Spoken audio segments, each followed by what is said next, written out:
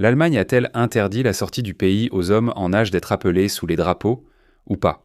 En Allemagne, désormais, tous les hommes âgés de 17 à 45 ans sont tenus d'obtenir une autorisation spéciale de la Bundeswehr pour quitter le pays pendant plus de 3 mois.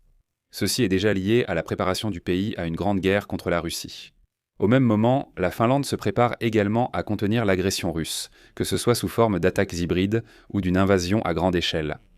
Par exemple, les conscrits sont formés comme des tireurs d'élite de haut niveau, prêts à tous les scénarios sur la frontière de 1350 km avec la Russie. Mais y a-t-il des raisons de paniquer? Ou s'agit-il simplement d'une préparation progressive, dont on était déjà informé auparavant et qui ne présente donc aucune urgence? Et surtout, est-ce que quelqu'un interdit réellement aux hommes en Allemagne de voyager à l'étranger? Voyons cela en détail car je constate de nombreuses questions et fausses informations.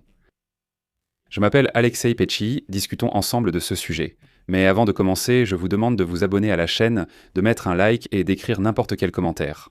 Et les amis, si vous souhaitez soutenir le travail de cette chaîne YouTube, vous pouvez le faire financièrement grâce à un don ou à un abonnement payant via les liens et les informations dans la description de cette vidéo. Ou scannez le code QR qui s'affiche sur vos écrans, je vous serai reconnaissant pour tout soutien de votre part.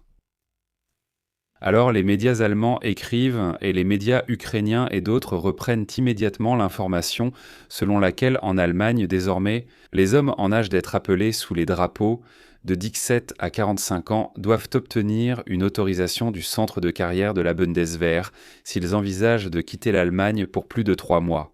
Peu importe s'ils partent pour un semestre à l'étranger, pour travailler ou pour un long voyage. En fait, le ministère de la Défense allemand doit désormais délivrer une autorisation de sortie du pays.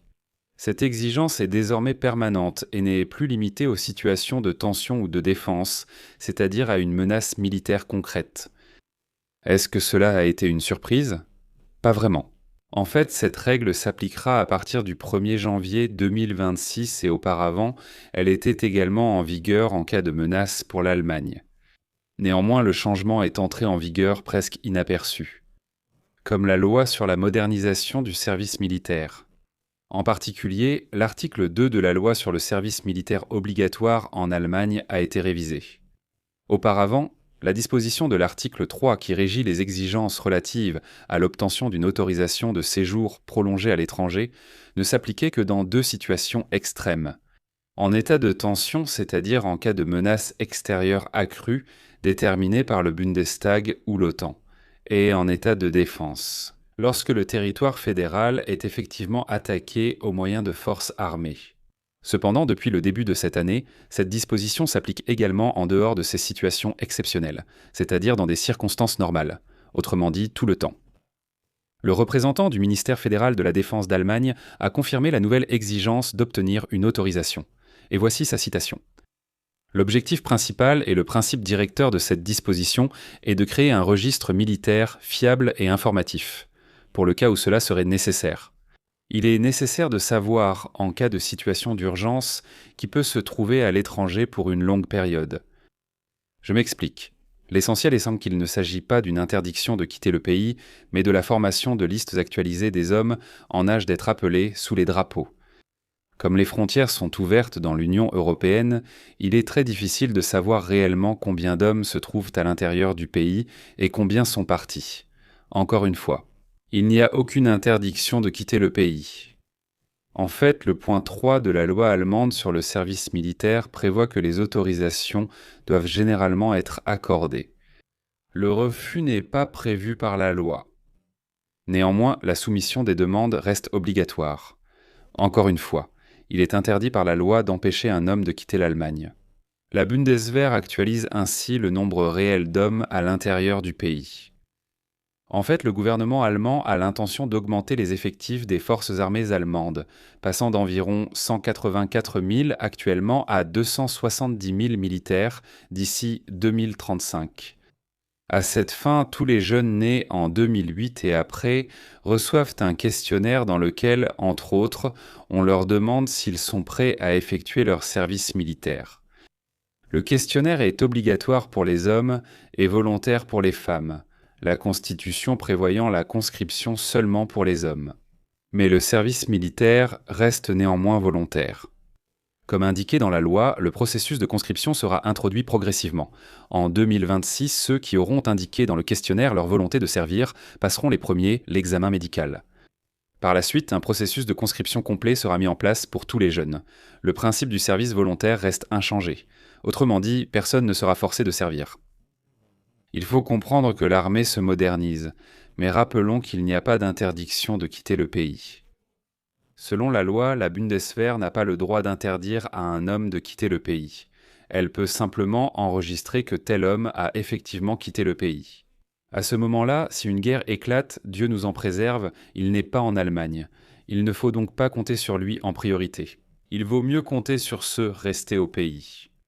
Pendant ce temps, la Finlande se prépare à contenir l'agression russe. Les conscrits sont formés comme des tireurs d'élite de haut niveau, prêts à tous les scénarios sur la frontière avec la Russie, longue de miles 350 km, et comme l'écrit Euronews, à la frontière finlandaise bien fortifiée avec la Russie, les gardes frontières déclarent qu'ils sont prêts à tous les scénarios. En commençant par des menaces hybrides, telles que le brouillage du GPS, les vols de drones, ou d'ailleurs l'utilisation de la migration comme outil de pression. Le système de dissuasion finlandais est de plus en plus cité en exemple en Europe. En Finlande, dont je rappelle que Mourmansk n'est pas si loin, et c'est là que la flotte nucléaire russe est basée. D'ailleurs, il est situé là-bas à environ 150 km de la Finlande, plus ou moins. De plus, en 2023, la Russie a envoyé des migrants civils à travers la frontière finlandaise dans le cadre d'une guerre hybride contre les alliés de l'Ukraine, essayant de semer la discorde et le chaos. Et donc l'utilisation de civils comme instrument de pression aux frontières de l'OTAN et de l'UE est alors devenue une tactique courante du Kremlin. La Pologne, la Lettonie, la Lituanie et la Finlande ont aussi rencontré des situations similaires. Finalement, en novembre 2023, la Finlande a décidé de se fermer complètement, sa frontière avec la Russie, après les tentatives de Moscou d'envoyer des migrants sur son territoire. De plus, Helsinki a également suspendu l'examen des demandes d'asile à ce moment-là. Mais ce qui est encore plus intéressant dans cette histoire, c'est ce que dit le conscrit finlandais. Et ici, je vais citer.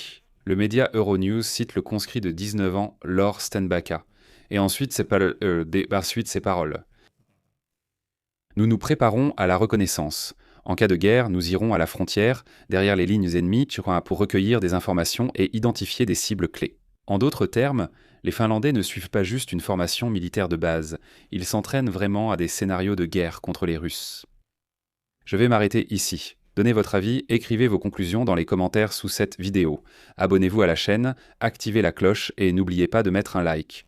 Et abonnez-vous absolument à ma chaîne Telegram Pechi News. Le lien se trouve dans la description de cette vidéo. Dans la description, retrouvez tous les moyens de soutenir cette chaîne YouTube. Merci d'avance. C'est tout pour aujourd'hui, prenez soin de vous. Au revoir à tous.